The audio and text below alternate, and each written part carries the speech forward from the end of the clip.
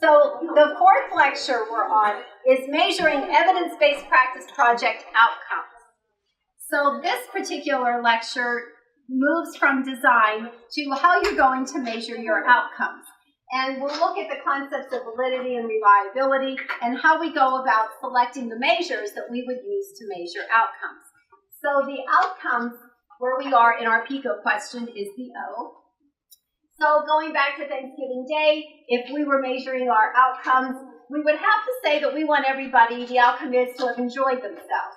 So we have to define enjoyment, and then how would you measure enjoyment of Thanksgiving Day? Well, you ask people like, did you like the food? Did you have fun? Did you enjoy yourself? Blah, blah, blah.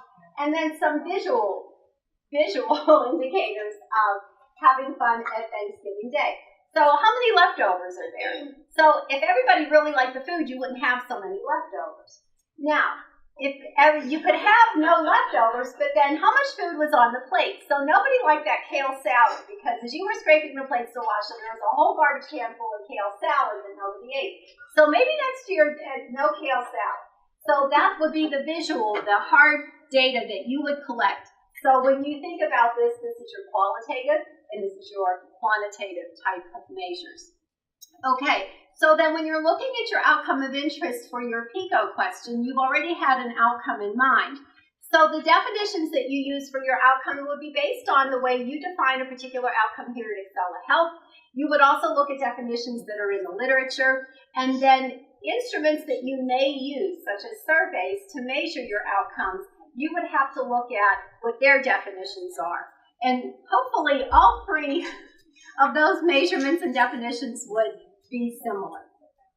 Okay, so we measure our outcomes with the different instruments, and the instruments have to be valid and reliable. So instruments can be thermometers, equipment, they could be surveys, like that. They could be a questionnaire. So whenever you're looking at your patient satisfaction, you could use a self-report survey, you could use a checklist, you could have somebody call the person on the telephone and ask them a particular listing of questions. So there's different ways that you could measure patient satisfaction. There's no right or wrong. The only thing that you have to keep in mind is that the outcomes that you want to measure have to be valid and reliable, and you use that validity and reliability based on the measures as well as the definitions that you're already using here at Excela Health, as well as in the literature, and then the definition that's based on the instrument that you're using. So when we talked about the anxiety in the mechanically ventilated patients, you could use psychologic measures of anxiety. And when you look at the literature, there's been very specific anxiety tools that have been used to measure anxiety in ventilator patients. You might have an instrument that you use here at Excela Health for that as well.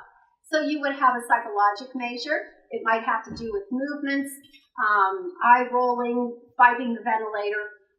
You could also look at physiologic variables, increased heart rate, bucking the ventilator, cortisol levels, things like that, depending on how specific you want it to be.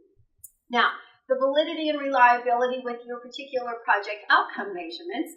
So validity means that the instrument measures what it's supposed to measure. So we use a thermometer to measure temperature, but a thermometer is not a valid measure of heart rate. So we wouldn't use a thermometer for that.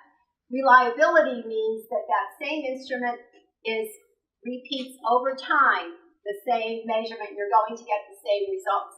So hopefully when you stand on that scale every morning in your bathroom, it's not showing that your weight is going up because, that's not you gaining weight. It's something wrong with the scale.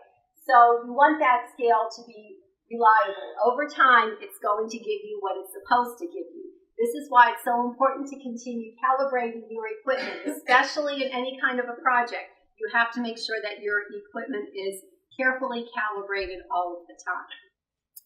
Now, how do we know validity and reliability of your evidence-based practice project instruments? Look at the literature and see what the literature, those particular nurses found about a particular instrument that you're interested in using to see whether or not it was valid and reliable.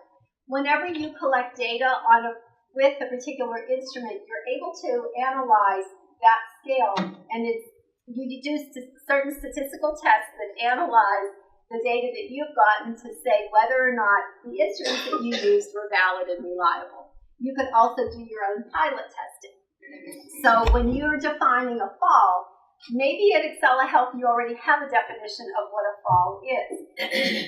And maybe you have to tell your patient what it means to be a fall, because somebody might think that slipping out of a chair is a fall, but you wouldn't count that as a fall. So you have to be very specific.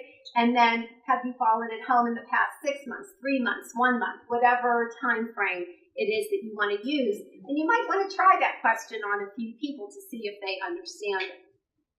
How do you know what's the best instrument to measure that outcome of interest?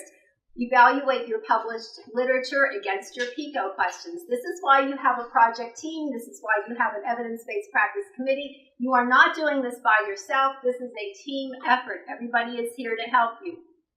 So whenever you use particular surveys, you might have to pay a fee in order to use that survey. So when we conducted the evidence-based practice study of your beliefs and implementation and culture, we had to pay for those because they're copyrighted, and we had to get permission, and then we had to pay for them. So you have to budget ahead of time for any kind of money that you might have to pay. If you're going to use any kind of a medical device, there's probably a process at Excela Health that you would have to go through to get a particular medical advice introduced into your patient population. You probably would have to stick with a particular vendor that your hospital already uses, and you would have to have that process in place to get that particular piece of equipment. So that would be a whole other road that you would have to travel. Again, if you're looking at an experimental study down the road, and we would know all that process by that time. So keep that in mind if you're going to introduce any kind of instrument that is a medical device. So using valid and reliable instruments is the way that you are best able to measure your outcomes. You choose the most valid and reliable instruments based on what you're using at Excela Health, what is published in the literature, and what you have found from your data collection. Does that make sense? Because you already use instruments now. Aren't you collecting all that NDQI data, and it has all kinds of reliability and validity and all that?